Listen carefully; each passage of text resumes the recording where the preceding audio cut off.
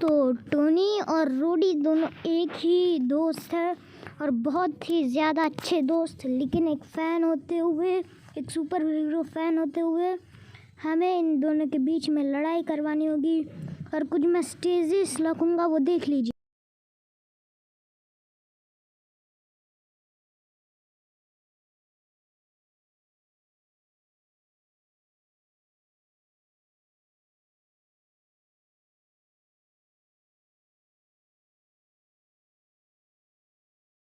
तो टोनी की Stark industries life में टोनी बहुत सारा पैसा कमा लेता है और इतना कि वो कुछ भी कर सकता है।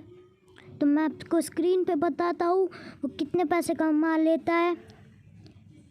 तो इतना पैसा वो कमा लेता है और वो सूट्स में भी अपना बहुत सारा पैसा कमा लेता है।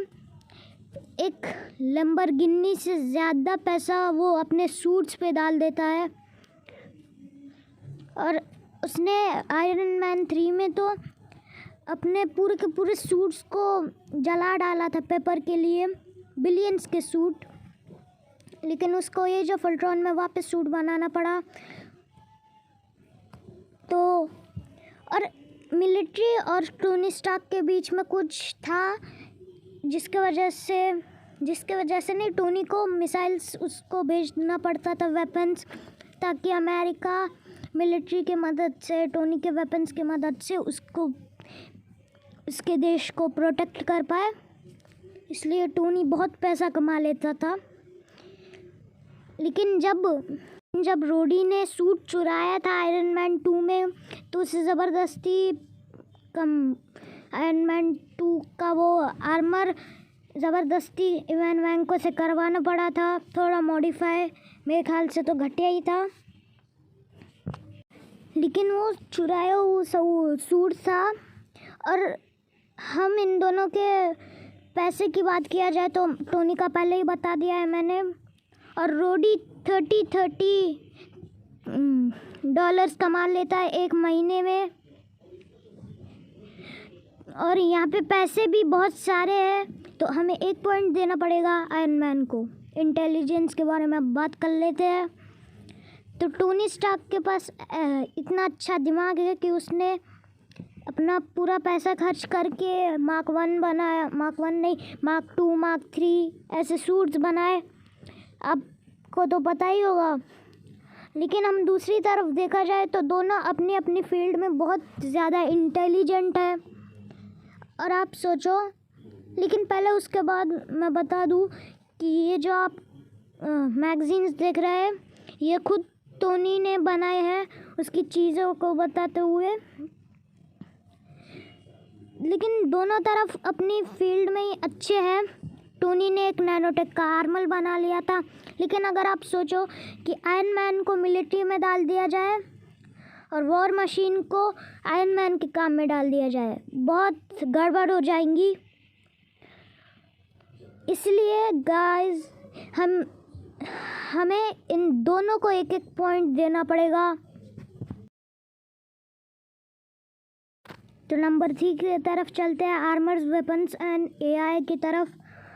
तो अपने बटलर के मौत के बाद टोनी ने एक एआई बना लिया था जिसका नाम भी जार्विस ही था, और बहुत सारे सूट्स भी बना लिए थे। और रोडी ने सूट चुराया था आयरन मैन 2 का, और टोनी ने बहुत सारे सूट्स बनाए थे। एक सूट मार्क 5 उसके हाथ जाता था खुद ही एक सूटकेस में। मार्क 42 में उसके कुछ चेंजेस किए, उसे घर के अंदर ही चला सकते थे।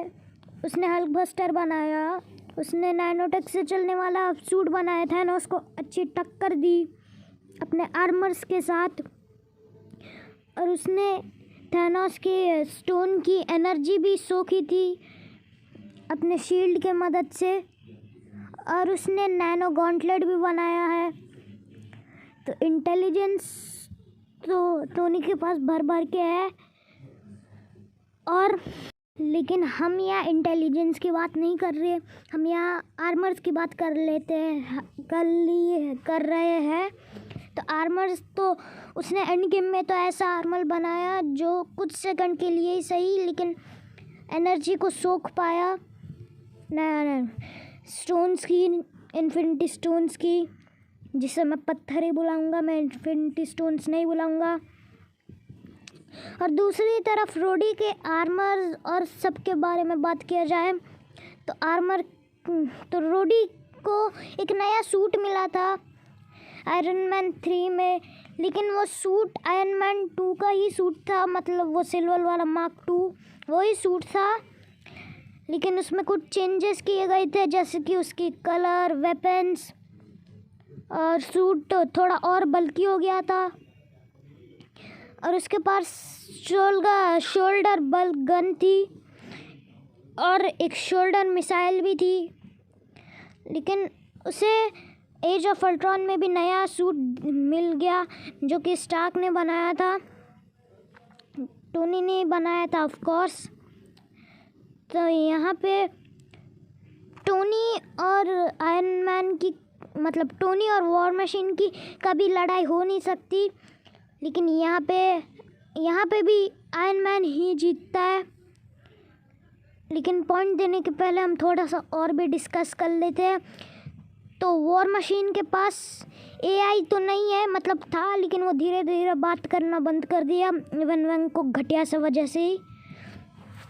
तो इवन वैंग को उसके वजह से उसके पास अब सिर्फ एसयूडी स्क्रीन बची है, लेकिन अगर टोनी चाहे तो उस एसयूडी स्क्रीन के साथ एक एआई भी डाल सकता है। और हमें इन्फिनिटी वॉर में भी ज़्यादा बल्कि सूट दिखा और हमें एंड गेम में भी बल्कि सूट दिखा, बल्कि suit of war machine history भी दिखा हमें।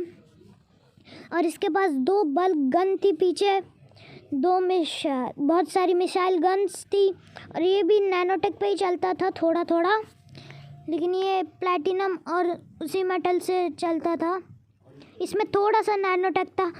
और आयरन मैन 3 का जो आर्मर था उसमें से एक वीकनेस थी, उस पर हाई टेम्परेचर जब आ जाता था तो वो बहुत वीक हो जाता था। यहाँ देख ही लीजिए, उस पर जब हमला हुआ तो बहुत ज़ोर का उस पर जब गर्म हुआ तो उसका सूट खुल गया। लेकिन आयरन मैन में ऐसा नहीं है, उसने अपनी वो वीकनेस को आयरन मैन 2 में ही सॉल्व कर लिया था, इसी वजह से वो बच गया था। और इन्फिनिटी वॉर में तो आप देख ही सकते हो उसने क्या किया था। लेकिन वॉर मशीन का जब सूट हैक हुआ था तब भी उसने कंट्रोल में ला लिया था रोमनॉफ की वजह से। तो गाइस यहाँ पे हमें पॉइंट देना पड़ेगा आयरन मैन को ही एक, क्योंकि यहाँ पे आयरन मैन ही जीतता है। तो 4 पर्पस, तो गाइस दोनों को बनाने का पर्पस एक ही नहीं था। वॉर मशीन को इसलिए बनाया गया था ताकि मिलिट्री में मदद हो सके, और मिलिट्री में जब कुछ गड़बड़ हो तो वॉर मशीन को ला के वॉर मशीन अपना जलवा दिखाए। लेकिन आयरन मैन का कुछ अलग ही था, उसने दुनिया को सेव करने के लिए, सिर्फ अपने देश को नहीं पूरी दुनिया को सेव करने के लिए बनाया था अपने आयरन मैन आर्मर्स। तो यहाँ पे आयरन मैन का थोड़ा सा अच्छा था मकसद, लेकिन दोनों के देखा जाए तो दोनों के मकसद थोड़े से सेम थे, क्योंकि वॉर मशीन को बनाया गया था ताकि वॉर मशीन का, तो अब आयरन मैन के पास है 4 पॉइंट्स और वॉर मशीन के पास 2। तो अब ये साफ हो जाता है कि कौन जीता है पॉइंट्स के हिसाब से। तो आयरन मैन जीत चुका है। तो गाइज़ यही थी हमारी आज की वीडियो। और गाइज़ मैंने आज पहली बार मार्वल के ऊपर वीडियो बनाई है और मेरे फेवरेट कैरेक्टर के ऊपर, इसलिए गाइज़ थोड़ी मिस्टेक्स आपको दिखेगी ऑफ कोर्स, मैं पहली बार बना रहा हूँ यार, थोड़ी मिस्टेक्स तो आएगी।